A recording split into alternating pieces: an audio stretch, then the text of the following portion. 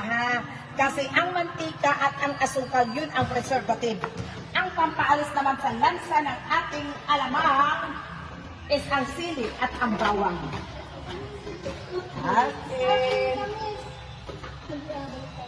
Okay, antayin natin uminit ang ating mantika. Ano pala ang palatandaan na mainit ang mantika?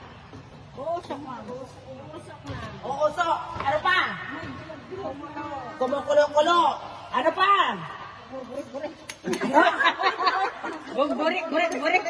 Okay, ang pinakamadali na malaman natin na mainit na si mantika, ilob-lob mo si kamay. Pag matanggal si kuko, ibig sabihin, mainit na. Joke, boy! Wala na magluluto. Una ka ito naman si kuko. Hay, joke lang yon. Ma'am, di ba maano natin? Yun bang ano, yung tumatakbo-takbo, di ba? At saka isa pa, nangangamoy na siya, di ba? So yun po. Or else, madali lang. Ganun lang mo. Ganun lang. So hindi pa siya. Bakit makapal ang ating kawali? Oy, kanino kawali lang kaganda? Kay Joy na. Kanino? Kay Ma'am Joy. Sino nabitbit ng kanina? Ay, ikaw, Ma'am Ann. Ay, wala. Uy, Diyos mo, no? Kapatid niya Okay. Okay. So, Ma'am, ano nga yung pampalis ng lansa? Bawang. Yes, bawang at sili. Ma'am, kung magluto kayo sa sunod, ito na sili, wag to kasi bakit? Mamahalin to. At the same time, hindi siya ganun kaanghang. Yung kinuha mo, Ma'am, kanina. Oo, yung maliliit kasi maanghang. Ano ang tawag mo? Siling labuyo. Okay, mga 20 piraso is ano na siya. Pero depende rin sa inyo. Kung gusto nyo mas maanghang, pwede rin siyang dagdagan. Depende sa inyo ha, kasi iba-iba kasi tayo ng test.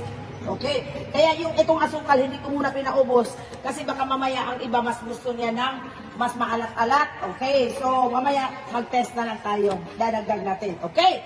Sige ma'am, pwede na ang ilagay. Okay, Ma'am Franz? Okay, si Ma'am Franz po. Okay. Sige.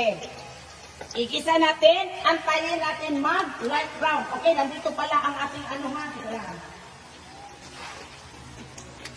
Okay. Ma'am, sa alamang natin, 1 kilo na alamang, 2 kilos yan, tama? Okay, times to ha. Kita times to nyo ang mga ingredients. Okay? So, 1/2 kilo oil, then 1/4 kilo brown sugar, then 20 pieces siling pula, at 2 na garlic pino. Okay, ayan na. Okay, procedure. Hugasan, salain, at pigaan ang alamang. Then, ilagay ang brown sugar. Itong brown sugar, dapat hindi siya i-mix na matunaw si asukal. Dyan pa lang ha.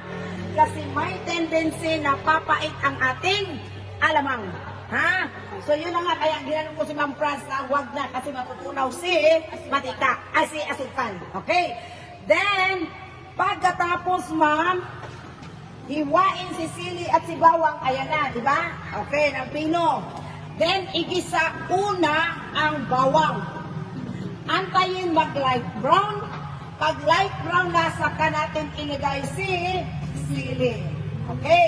So, sinabi ko na kanina, si sili, ma'am, at saka si bawang ang nagpapaalis sa lansa ng alamang. Pero, ma'am, hindi ko sinabi, pag mangamoy ito siya, lagyan natin ng sili. Ha? Pang alamang lang talaga siya. Di ba kanina, ma'am, mabahok talaga ang alamang? Di ba, Ma'am Luz? Pasensya, ha? Ganun, ma'am, ganun talaga ang amoy. Hindi naman, sabi naman sa pang-elay, kung ganun talaga ang amoy, ha? Hindi, joke lang yun. Okay. So, pero ma'am, sa totoo lang, ito aalisin talaga niya ang lansa dahil diyan. Ha? Okay, malapit na siyang mag-light brown. Okay? Okay. Sige ma'am, lagay mo na Ma'am Francis sili. Okay. Ayan na. Sige, mix mo ma'am. Sige, ilagay na lang natin yan. Kasi hindi naman yan maanghang pag-drawing siya. Oy, di ba ma'am? Kasi kulas siya. Pwede din ang green kasi maanghang siya.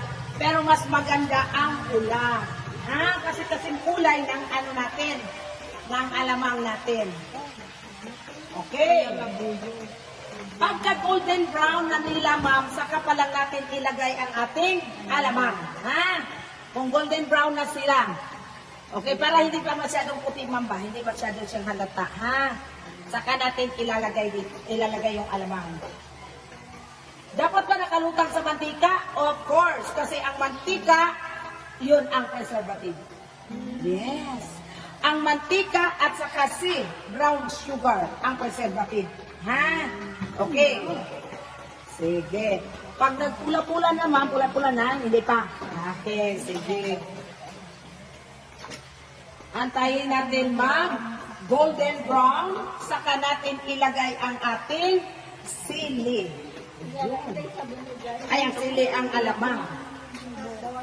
Okay. Ibagan kita. May buhok. Ay, hindi yan sa akin kasi may buhok ko.